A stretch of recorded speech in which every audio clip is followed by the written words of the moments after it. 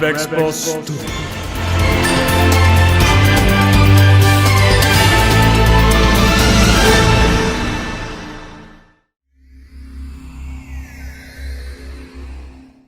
And in addition to your words, I have to say that technology for sure it keeps disrupting this retail environment. For instance, the augmented reality, the virtual reality, the mixed reality are definitely going to play an important role for the retail sector that is not anymore any longer about the legacy of your company or your organization, but actually being agile and using these transformative technologies in order to connect with potential clients. Now, what is the CAPED strategy that you recommend to your retail business clients? Yeah, it's called Kate. I was thinking about what I could help with retailers to help them, to give them kind of a blueprint. This came out before I actually wrote the book, so it's also in the book as well. CAPE stands for customization, adaptability, personalization, engagement, and differentiation. So it's basically a strategic blueprint for achieving sustained retail success, even during tumultuous periods. So I cover this a lot in my consultations. I post about this a lot on LinkedIn as well. I share this with everybody. It's something I want everybody to share and learn from. I give it away freely for people on LinkedIn. So customization, as everybody knows, is the wave of the future. It's what's coming. The innovative concept of using technology to create bespoke products is where I see things going. People want things that are personal, they want it made for them just themselves. It's still in an embryonic stage at a lot of big box retailers. So retailers should approach the customization movement from the perspective of reimagining the customer experience. Is kind of what I like to say. And how can they do that? Some quick topics are install virtual mirrors. Apparel retailers are really taking a beating right now in the sector, unfortunately. Install virtual mirrors. Invest in artificial intelligence. That's something that a lot of companies are starting to get into. AI can analyze store traffic statistics, point of sale numbers, previous historical data, and staffing information, which is very important, which you can use then to formulate a more accurate picture for staffing. A lot of companies, they staff for revenue, and AI can help you staff for foot traffic. So when retail leaders, store leaders, are forecasting for the next week or the next month, they have a forecasted revenue dollar in mind that they're forecasting for. So let's just say it's $1 million. Well, when you put that into the computer, you plug your forecast in, it spits back out your staffing levels for departments, depending on the penetration that you have set up in the system for those departments. So with AI, what it can do is it can analyze your store traffic foot flow and say, you know what, on this day, you need more people here versus on this day. So the second piece is adaptability. How fast can your retail company or business adjust and pivot when you see future trends? One great thing about the pandemic, well, there's quite a few silver linings, as I like to say, with the pandemic. It sped up the adaptability for companies to say, you know what, we got to do something different here. So retail business leaders, they must be able to foresee the future. You have to be a prognosticator. One thing about Amazon is they're thinking 3 years out. Jeff Bezos is walking away because he's realized that, you know what, he's put the company in good hands. He's turned it over to Jassy, so good things are happening there. But one of the analogies that I like to use is the retail sector is like a cornerback covering a wide receiver in football. And there's an expression, if he's even, he's leaving, which means that if the cornerback doesn't know where the receiver is going, the receiver does. So this means if you wait until everyone else is adapting and changing, which a lot of retailers are doing, you'll probably be too late, might not be able to recover in time. So it's all about kind of forecasting the future, prognosticating the future, and thinking about trends. And you see that by watching others, what they're doing. The technology industry is fantastic with this. They're always ahead. They're on the cutting edge. So become a cherry picker. Look at the technology industries and say, you know what are they doing well? They hire people very well. They hire people that don't have a lot of experience, but they're good with people. They have a great work ethic. They have good character, good integrity, a transferable skill set they have. So what can stores do to be adaptable? So the stores I worked in, we had think tanks that we had inside the store, and then depending on the retailer that I worked for. And one of the advantages I had is I worked for 8 different retailers.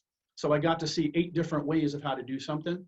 And there's pros and cons to each company. Everybody has things they need to work on. But the most successful retailers had a group of think tanks that they had. They had some at the district level, some at the regional level, and some at the corporate level. And, you know, for example, like at Home Depot, they had 30 store managers that would come from around the country to Atlanta once a quarter to share ideas. Some stores had adaptability ambassadors, where in every store they would ask customers questions about what they want to see in the future. The customers and the employees are going to give you the most impactful information that you could possibly have, because the customers are going to tell you how they feel, and the employees are the ones that are dealing with them. So they really understand, they're ground engaged. So that information is so poignant and so tangible and actionable because it's coming right from the horse's mouth. Are there clear communication channels? Some stores I worked in and districts, the communication channels weren't as strong as others. So the store level, Bernie Marcus said one time when I was there at Home Depot, that the store manager is the most important person in the company. And I thought about that for a second, and I thought, wow, that's a pretty powerful statement considering this is coming from the CEO. And because as a Home Depot store manager or store manager of any retailer, you're running a $20, $50, $100 million business for that store. And you know better than what's going on than somebody in the corporate level. And again, the corporate executives have great ideas and they see things from a different level. But to me, the store level is where everything's happening. The P stands for personalization. This one's really, really critical. Are you listening to your customers? Are you asking for and seeking their feedback about their needs? Some stores I worked in, it's tongue in cheek. Yeah, we take care of the customer, we listen to the customer, then why do things keep continuing to happen that aren't advantageous for them from the customer's point of view? An upset customer is a microcosm of specific issues that can be happening in your company. So these customers can provide you with a treasure trove of valuable information. So you have to become fanatical about addressing and correcting disgruntled customer issues. So 90% of your unhappy customers won't complain to you. So that means that a customer that's complaining to you, there's probably 9 other customers that didn't complain. And then they're going to tell 15 friends about their terrible experience. So personalization is the key to building loyal followings and retaining your customers in whatever business that you have, not retail, just business in general. So treat every customer like they're an individual. One of the things that I created to kind of help me stay focused and centered was I created an acronym called SAGE. Stands for sincere, authentic, genuine, and engaged. And it's something to help keep me grounded, and it helped inform my decisions and helped propel my intentions forward so they were honorable and true. So how can you do this? What are your customers saying about you? If you want the litmus test, go on to Glassdoor, go to Yelp, go to SiteJabber, go to Consumer Affairs, go to Trustpilot, go to these sites, type in your company and look at what your customers are saying about you. So one of the expressions in retail is don't drink the Kool-Aid. The Kool-Aid means you believe that you're better than you really are. To me, I always believed I was only as good at what the customer said, the employee said, the leader said, and of course the vendor said. So those are some of the things that you can do with that. Does your company make customers feel valued and appreciated for their shopping? When's the last time you were shopping and someone said, thank you for shopping here at XYZ? Or we look forward to seeing you again soon. You know, thank customers for their business, allow them to feel that it's a personal experience and tap into that, because each person has a myriad of options right now where they can go shopping. Do you remember your loyal customer's name? Something I always remembered when I was in retail for all those years is people really perk up. The most important word in the language to everybody is their name. So if you don't know their name, learn their names, the most valuable customers that you have. Do you reward your valuable customers? Some companies have a reward program depending on what you spend and stuff, but a lot of companies don't. The E stands for engagement. How well do you engage with your customers, employees, and here's the 2 that always get left out, leaders and vendors. I consider the retail environment about 4 different types of segments. Employees, the customers are always there, but the leaders kind of get left out. And then the vendors, of course, really get left out. And the vendors are part of the supply chain, which really keep everything moving. So it's often overlooked because of the simplicity of it. So are you utilizing customer surveys? Are you reacting to and correcting core customer issues, concerns that they have, or some companies just throw compensation at it? So if a customer complains, I was working at one retailer, I took over the store and there was a lot of people that were calling up and complaining. And I'm like, what's going on here? I started doing some digging and started talking to the customers, and they're like, yeah, I just call in and say I have a problem and they give me 10% off my order. I'm like, Holy smokes. So it needed a cultural change that took about 6 months to turn that around. But are you performing exit interviews with your customers? Exit interviews are a fantastic way to really, really understand, engage what your customer satisfaction level is on the spot. So what I always informed my leaders and employees to do is on a Friday, Saturday, or Sunday, take some gift cards, stand outside the door or inside the door, wherever it's convenient for you to stand, and interview 5 to 10 different types of demographics. Maybe it's a single male, a single female, a single young couple, an older couple, a family, and ask them how their experience was today in your store. And if they don't give you anything that is negative, keep digging, ask, and you'll find that there's always something you could have did better. And that's something that a lot of managers don't want to hear, because again, they're drinking the Kool-Aid. Yeah, we're really good, we're making our sales numbers, but that's all fleeting and ephemeral because it can go away at any time. So are you implementing Gallup surveys and 360 reviews?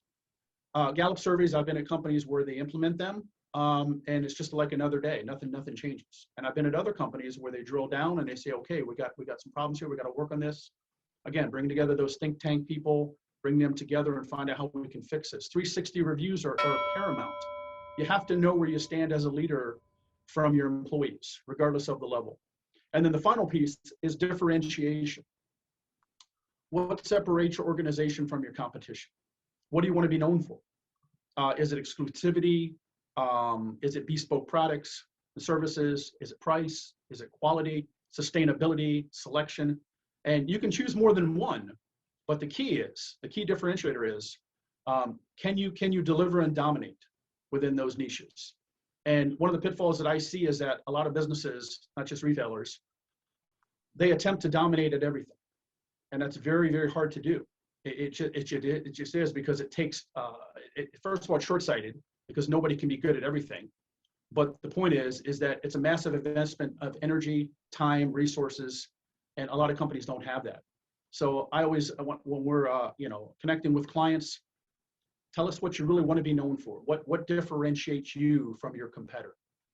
One of the most effective differentiators is through the usage of proprietary brands or private brands, depending on which company you work for. They call it different verbiage with your company's products. So a proprietary brand is something that you can only purchase at that retailer, that store, that business for those items. So you can kind of create your own market share and your own micro niche excuse me, by tapping into your proprietary brands. Target's doing a fantastic job. Lowe's, Home Depot, Costco. These are at Walmart. They're doing really, really well. They're performing exemplary because they're really capturing that market share and pulling away from other retailers. Do you stand behind your products? This is paramount. If you have an item that doesn't work out, can you go and have a hassle-free, seamless return? It's getting harder and harder with a lot of companies. In the book, I talk about what's called right fighters. Some managers, they want to save the company, and we're only going to do what, and there's a guarantee there for a reason. Whatever your time frame is, just try to honor that and try to have empathy when the customers bring back the item. Because what generally happens, John, is that a customer will bring an item back. There'll be a problem. They'll have to discuss the issue with the cashier or the customer service manager at the service desk or return desk. Then they're told, no, we can't take care of you, whatever. And then a manager has to come up and basically reiterates the same thing. So they're getting told no by like 3 or 4 different people, and all they want to do is return an item. And sometimes it's not a very expensive item. So do you provide exemplary customer service consistently? There's some companies that do a very, very, very good job at this and other ones that don't. So the CAPE strategy is proven. I've used it. I've coached clients with it.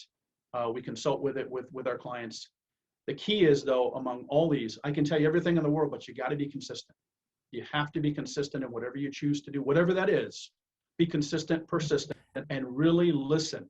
Truly listen to your employees, your customers, and please the leaders. The leaders, a lot of times what happens is a lot of companies feel, John, that if they just pay them a good salary or they give them stock options or bonuses, that's great. But I still speak to hundreds, if not thousands of leaders throughout my career. And a lot of them said, you know what, I wouldn't mind working 40 to 45 hours a week instead of 50 to 55 to 60. That will be a way that you could. Kohl's does a very nice job of that. They give their leaders a very, very good work-life balance schedule. And depending on at the time of year, again, it fluctuates up. You can, if you're in season, you're not going to be working 40 hours a week. But out of season, why not? allow your managers to have some time away. One of the complaints that I hear from new managers when they get promoted is their work-life balance goes away. They just wanted to increase their responsibilities and help others. However, now they have to choose between, well, I can't make it to my daughter's soccer game, but I make $10,000 more a year, or whatever the numbers are. And so the top tier retailers are realizing that, work a little bit less, focus on quality, not quantity. Now, again, that takes time and training depending on the business that you're in. That's just fantastic. Your CAPE strategy is amazing, as well as to see your passion for what you have to say. And thank you so much for enlightening us about these business strategies that you have portrayed in your book, which takes me to the last question in this interview. And I think you have answered many of the thoughts that I may have of the reasons why you decided to write your book, The Ultimate Retail Manual, Strategies for Retailers to Thrive and Succeed in the Digital World. But if you have any last thoughts why you wrote the book, that would be fantastic for us before we leave.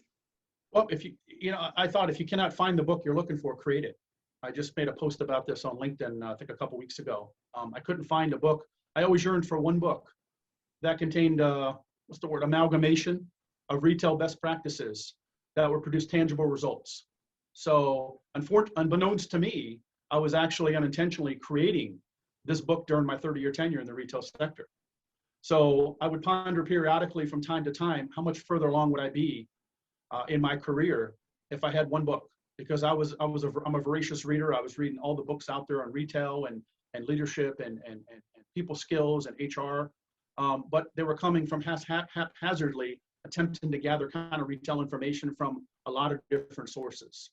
So I wanted one book that contained an overabundance of retail concepts and strategies that produce favorable results, again, consistently. So my sincerest intention for writing the manual was to communicate the best practices that I learned through empirical results as opposed to theoretical ideas. I've read a lot of books and they kind of tell you what to do, but they really don't show you. So I said, Jeff, when you make sure you write your book, explain to your reader what's going on, and then walk them through step by step. And I did it through hands-on experiments. So I tried something. If it worked, I tried it everywhere I went. It worked. And so I put together these 10 pillars that I found that were successful in every retailer that I worked for. And then when I coach clients, they say the same thing. Again, it's got to be executed consistently though. So the key is these were hands-on experiments that I went through. So I know they work and they're successful, but they got to be done across the breadth of an entire organization or company. It can't just be one store doing it. It has to be all the stores doing it. And the easiest way to do that is the companies that have purchased my book for all their employees.